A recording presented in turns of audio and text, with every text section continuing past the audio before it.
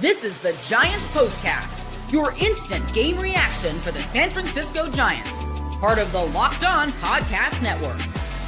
Your team every day. Yo, what's up, everyone, and welcome back to the Locked On Giants Postcast. I'm your host, Eric Triple E Engel. You may know me as the former producer for the Murph and Mac Morning Show on KMBR, or maybe from some of these other Locked On Sports postcasts we do. We also do Locked On Warriors and Locked On 49ers postcasts, but today, man, you know what time it is. BLA. The Giants dominated the Dodgers tonight at Chavez Ravine as Logan Webb turned in another 7+ inning high-quality start, and the offense crushed 3 home runs. Not 1, not 2, but 3 big flies for the Giants. Schmitt had the biggest swing of them all today as he launched a massive 423-foot grand slam in the 3rd inning. The Giants really crushed Yamamoto today. And meanwhile, Logan Webb was excellent on the mound. He tossed 7 innings, limited the Dodgers to just 2 hits and 2 runs. And with the win, the Giants move into first place in the National League West. Couldn't be better. We will break it all down, but first, I want to thank all of you for watching us on the Locked On Giants YouTube channel. Please, if you aren't already subscribed, hit that subscribe button right now. Thanks also for listening on the Locked On Giants podcast feed, and however you're tuning in, we appreciate it. And make sure to check out the Locked On Giants Daily Show for more in-depth coverage. My guy, Ben Kaspick, always does a great job. And man, this was... I am so happy with how this went, but I can't say that I was expecting what I saw from the Giants offense today. I was expecting Logan Webb to go out there and shove. I mean, we've all seen Webby throughout his career, and we know what to expect from him in big games. And he showed again today why he's the undisputed ace of the staff. Logan Webb just head into this lineup. I mean, dominated this Dodgers lineup. He wasn't afraid of contact.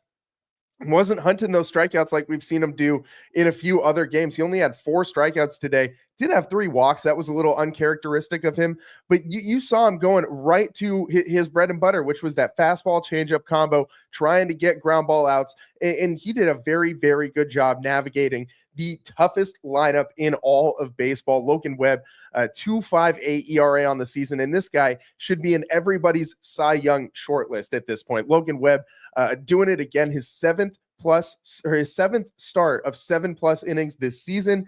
And I cannot believe that another one came against this of all lineups. And he looked like he could have gone deeper. I mean, he looked like that was a easy 7 innings for him for the most part. I mean, he only really had the big swing of Teoscar Hernandez. I mean, that was really the only big thing that happened against him for the Dodgers lineup. I mean, they were able to generate another run, but that was really the only mistake pitch that he made that really got crushed. And so Logan Webb, I mean, really showing you it all tonight, but I am shocked by this Giants offense. And we'll just go right to today's turning point. Time to reveal where the game was won or lost. It's the turning point.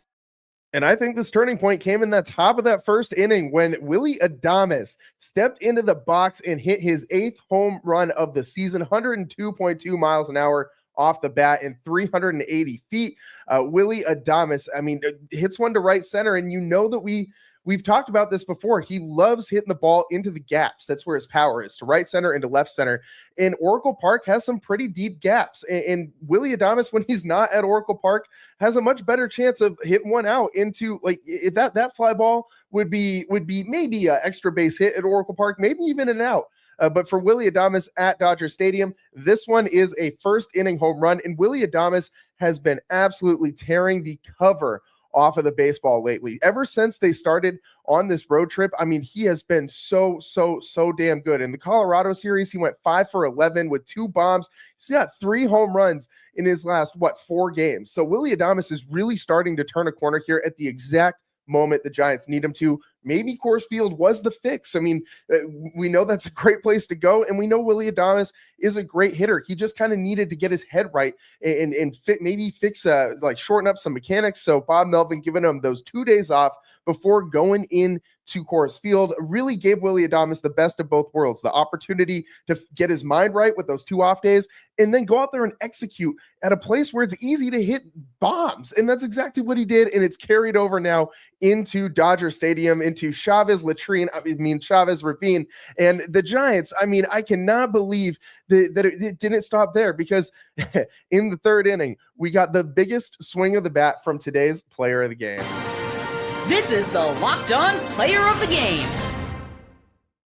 And the player of the game goes to Casey Schmitt today. I want to give it to Logan Webb, but I feel like Casey Schmitt, what he did today is a little more unexpected, and also with the way that the game in Colorado ended, with Casey Schmitt letting that ground ball eat him up in that ninth inning, and that could have been a double play, could have been a game-ending double play, and instead the Rockies come back and walk it off. And Casey had to be feeling pretty down about that. And I thought he played pretty good on defense today.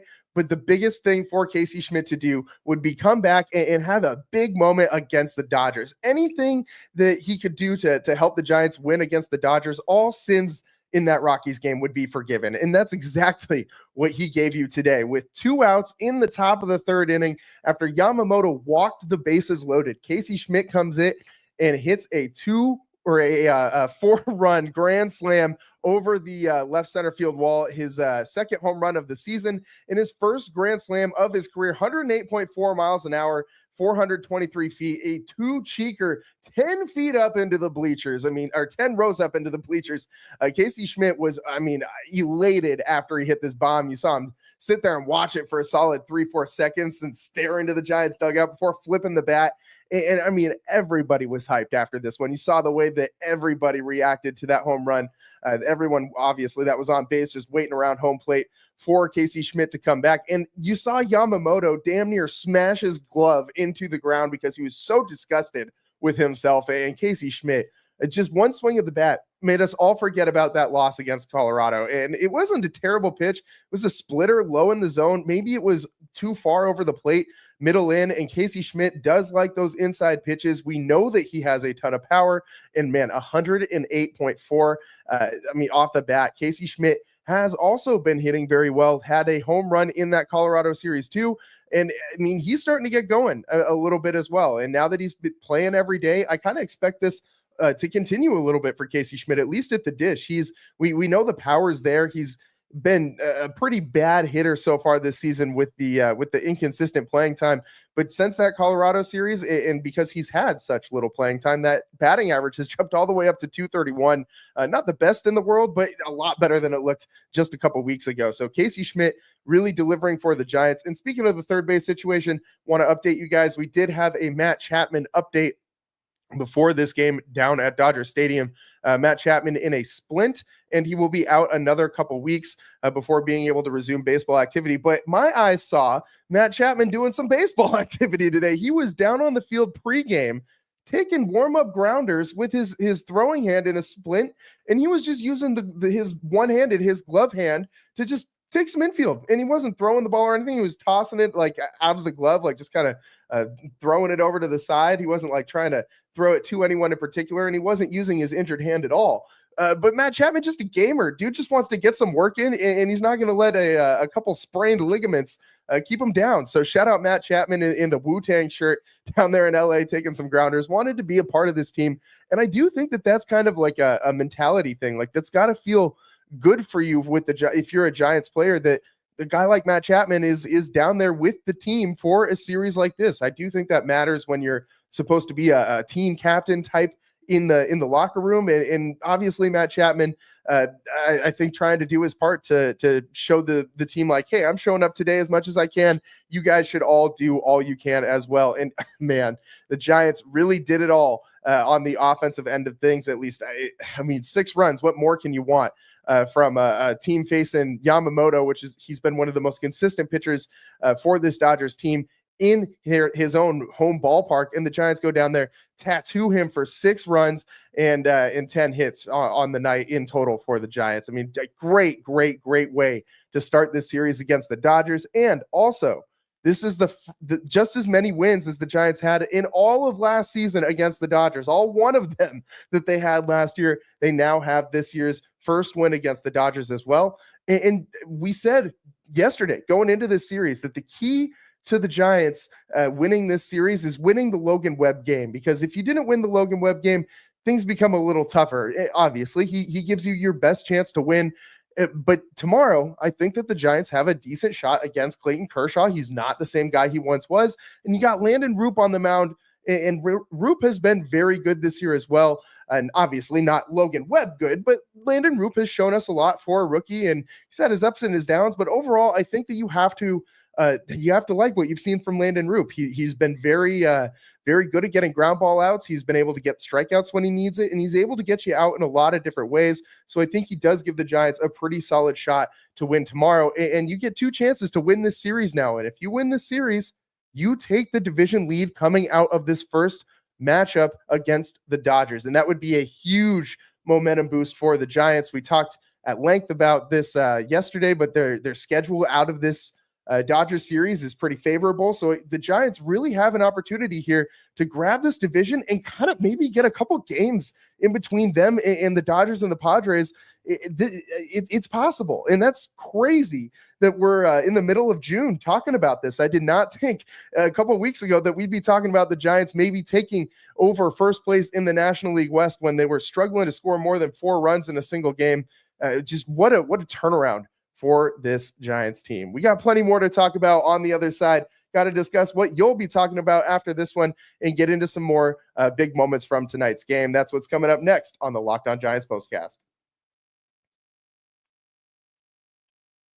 Today's show is brought to you by Trade Coffee. Whether you're gearing up for back-to-back meetings, shuttling kids back and forth to activities, or tackling an endless to-do list, your mornings set the tone for it all. That's why it should start with the perfect cup of coffee, crafted just for you. Enter Trade. Trade is the #1 coffee destination in the United States, delivering fresh, incredible coffee from over 50 of the country's top roasters.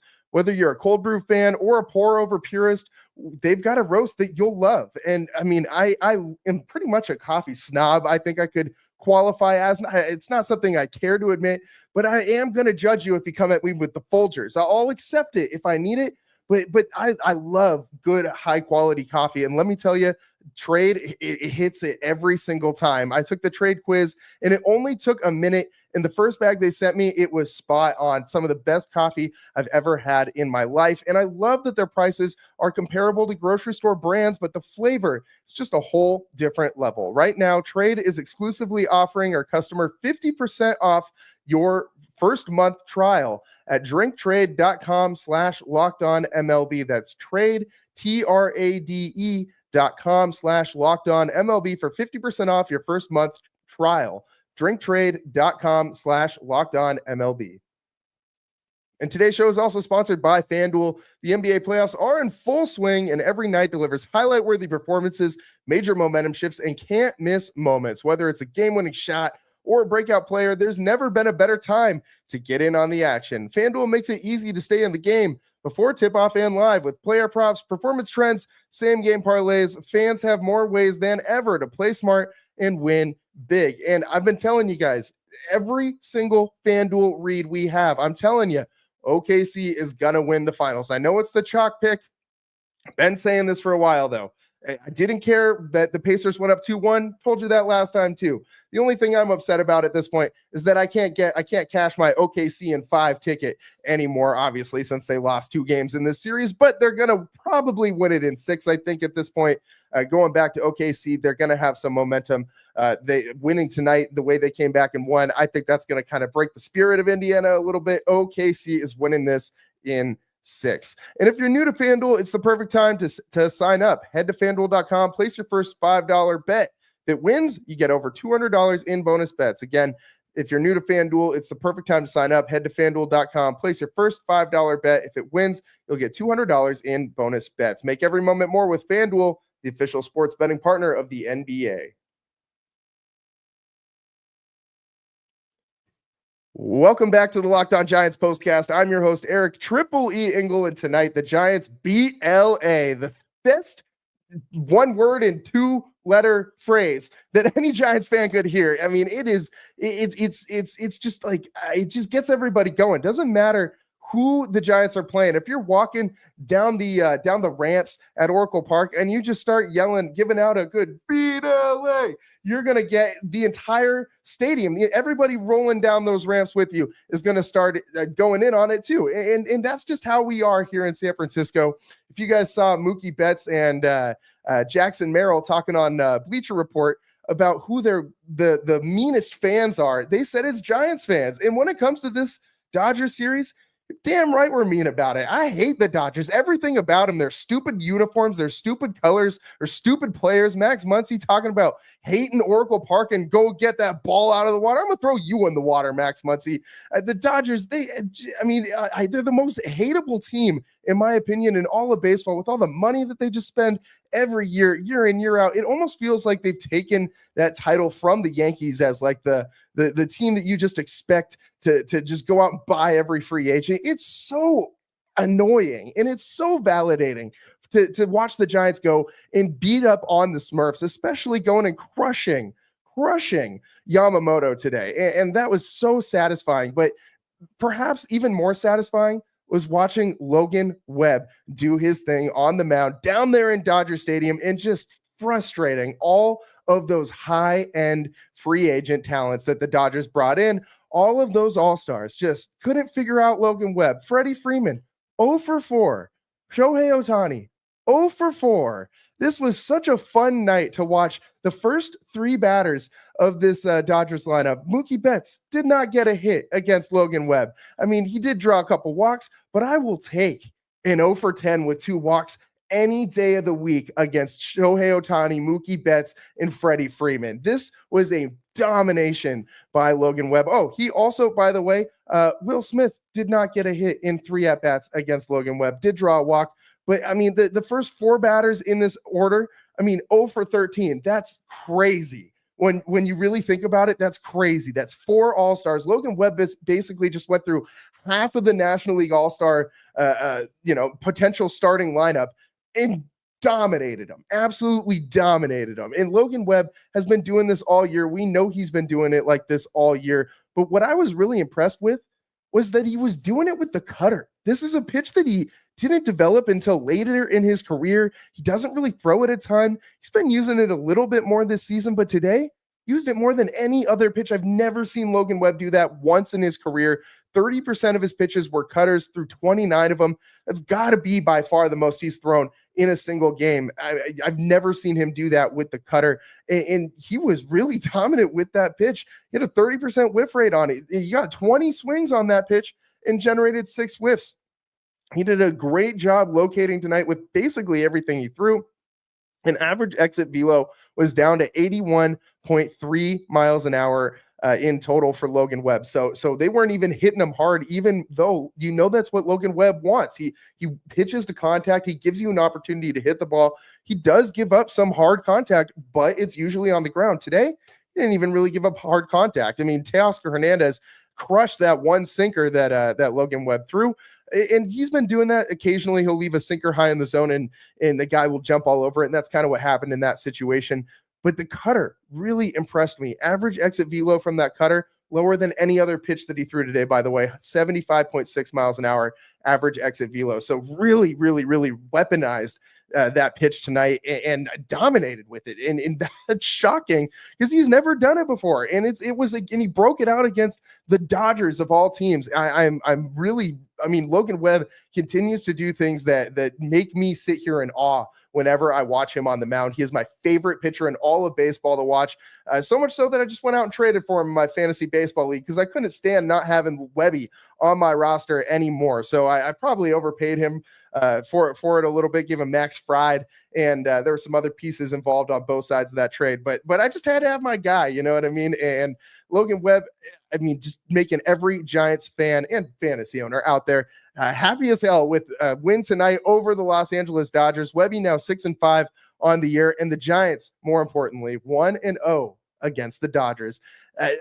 We have an opportunity to take sole possession of first place of the National League West tomorrow. The Giants and the Dodgers will battle it out for 2 more games in Chavez Ravine, whatever. Yeah, Chavez Ravine, that's what it's called. And the Giants, you got to love where they are right now. 41-29 on the season, 12 games over 500.